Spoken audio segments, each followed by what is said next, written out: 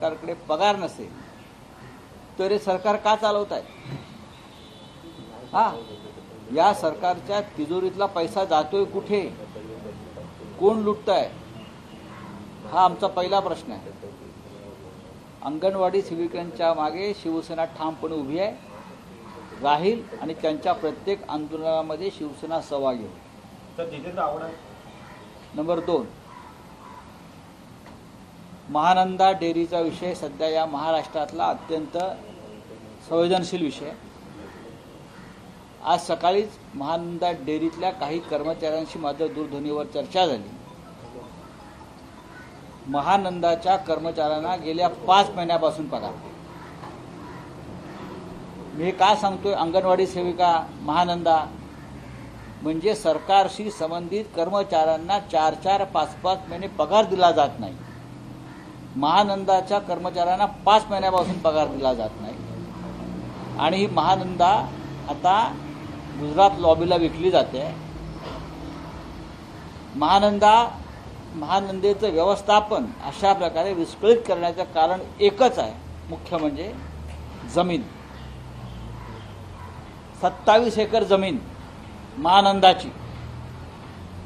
I repeat, 27 acre land of Mahananda.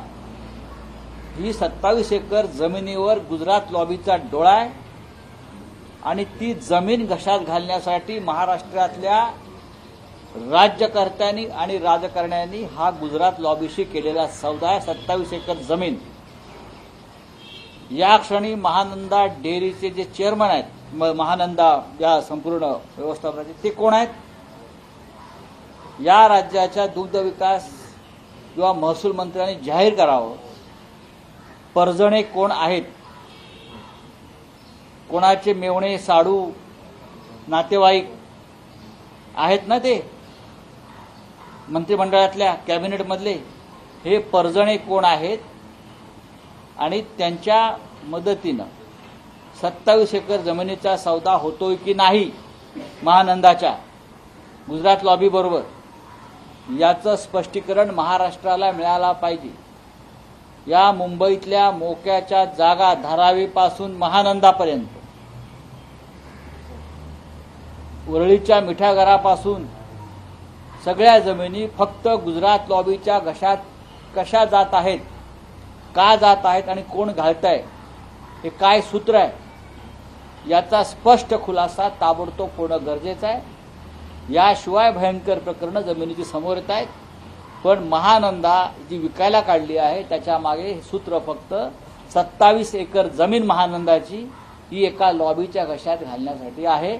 Amul वगैरे हे सगळं ही रंगसफेदी आहे. शिवसेना या संपूर्ण व्यवहाराकडे लक्ष ठेवते. 4 महिने महानंदाच्या कर्मचाऱ्यांना पगार नाही, एवढी भीक लागली आहे सरकारला ना. 5 महिने 4 महिने अंगणवाडी सेविकांचं मानधन नाही. आमदार खासदारांना 100-100 कोटी रुपये द्यायला आपल्याकडे पैसे आहेत, जाहिरातीवर पैसे आहेत खर्च करायला. पण सरकारच्या कर्मचाऱ्यांना या द्यायला पगार नाही, कारण तुम्हाला त्यांच्या जमिनी विकायच्या आहेत, त्यांना रस्त्यावर आणायचं आहे. शिवसेना हे होऊ देणार. अब्दुल सत्तारांच्या संदर्भात एक प्रश्न आहे. अब्दुल सत्तारांनी काल रात्री त्यांच्या मतदारसंघामध्ये कार्यक्रम आयोजित केला होता, त्यामुळे त्यांनी पुन्हा एकदा माईकवरून शिवीगाळ केलेली आहे.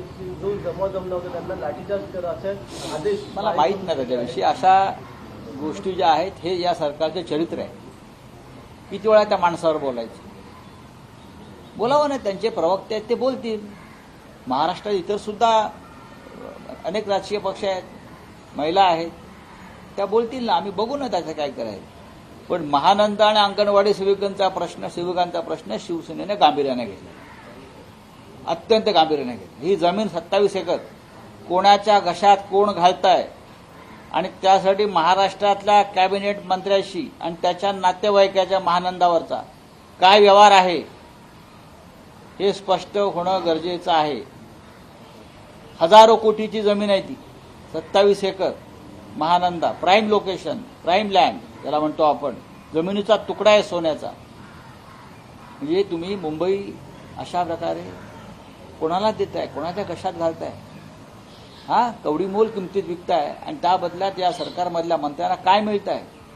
तुम्ही आमच्यावरती आरोप करताय ना, महाराष्ट्राचे मुख्यमंत्री विधानसभेत भाषणं करतात ना, हे भाषण माफी आहेत, हे सगळे भाषण माफी आहेत. हा, तुम्ही एक्सपोज करणार आहात ते येणाऱ्या काळामध्ये मी आत्ता तुम्हाला काय सांगतोय, याला एक्सपोज करणं म्हणत नाहीत का? 27 एकर जमीन महानंदाची कोणाच्या घशात जाणार आहे यादी आम्हाला सांगायचं. तुम्ही महानंदा विकायला काढली आहे ना, 27 एकर जमीन प्राईम लोकेशन ही कोणाच्या घशात जाणार, त्याच्यावरती कोणाचा अधिकार राहील, याला अजून काय म्हणतात? याच्यापेक्षा वेगळी माहिती तुम्हाला काय हवी आहे? अंगणवाडी सेविकांचं शिष्टमंडळ काल वरच्या बंगल्यावर चांगली गोष्ट आहे. मात्र त्यांच्या पत्री पुन्हा एकदा निराशा आली आहे. 1 तास बैठक होऊन देखील कोणतंही जर ते आश्वासन- बिल्डरांचं शिष्टमंडळ असतं तर त्यांना न्याय मिळाला असता. त्या गरीब सेविका आहेत, त्यांना 4 महिन्यापासून पगार मिळालेला नाहीये, मानधन वाढवावं अशी त्यांची इच्छा आहे, त्यांना पेन्शन मिळावं.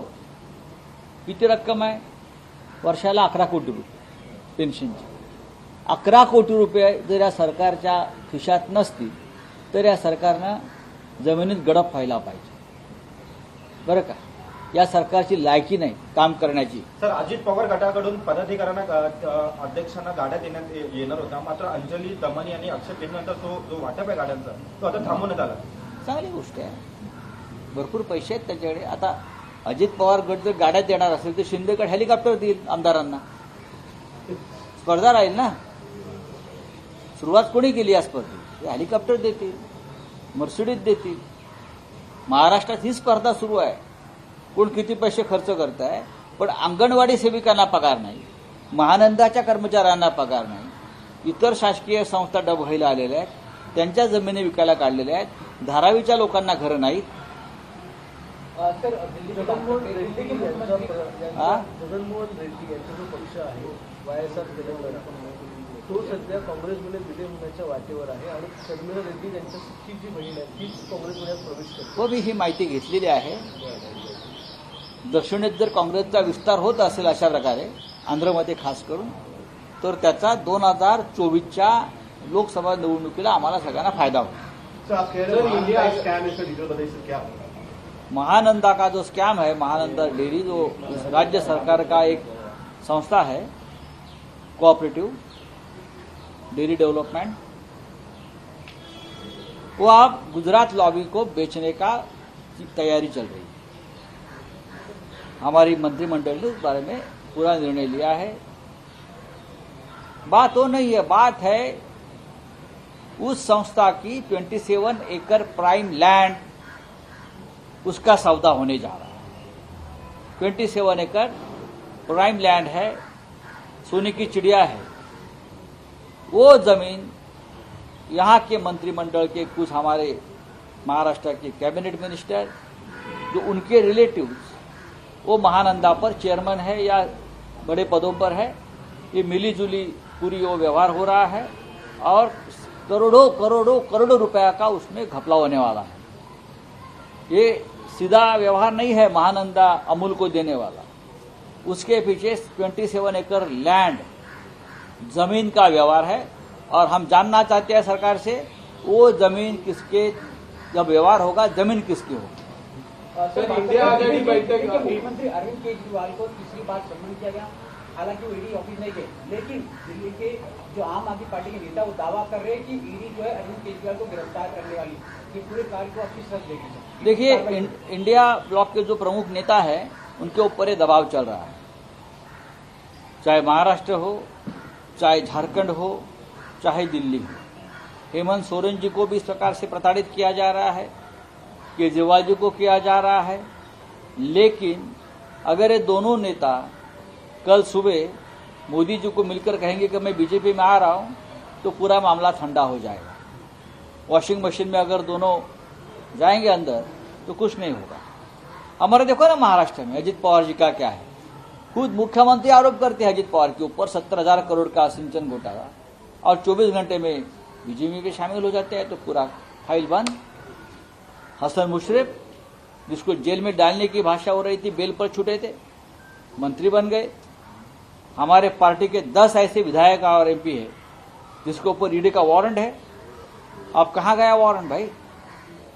हाँ, क्या ये सरकार इस तरह से चलती है इस देश में?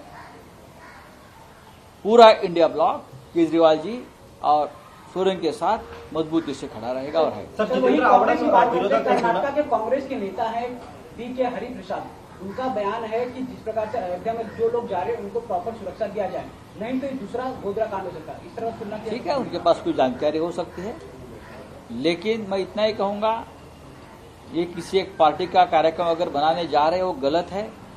ये राष्ट्रीय कार्यक्रम है। अगर कांग्रेस पार्टी को उस बारे में निमंत्रण मिला है अयोध्या का, तो जाकर उसमें सहभागी होना चाहिए। ते इंडिया आघाडीच्या सर, ऑनलाईन उद्धव बैठक ठाकरे आहे या बिहार काल के आपण पाहिलं मुख्यमंत्री तर और लालू प्रसाद यादव, नीतीश कुमार और लालू प्रसाद यादव से क्या उद्धव ठाकरे की बात हो पाई है? जरूर हो गई है।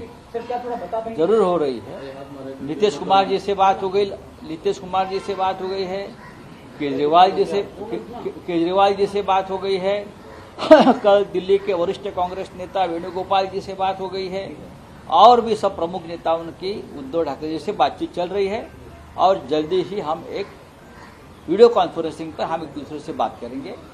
बोला सर, सर, सर, पहले मराठीत कुछ पाहिजे चर्चा हो होतं, पाई है, नितीश किसका नाम कुमार होगा? यांना संयोजक हाँ नितीश कुमार यांना इंडिया आघाडीचा संयोजकची पसंती आहे आणि मात्र यापूर्वी देखील अशी पसंती होती, मात्र त्यांनी नाही म्हणून सांगितलं नाही, होतं. पण त्याच्यावर चर्चा सुरू आहे। उद्धव ठाकरे, वेणुगोपालजी काँग्रेसचे नेते यांच्यात काल चर्चा झाली, केजरीवालजी, त्यानंतर नितीश कुमारजी यांच्यात चर्चा झाली।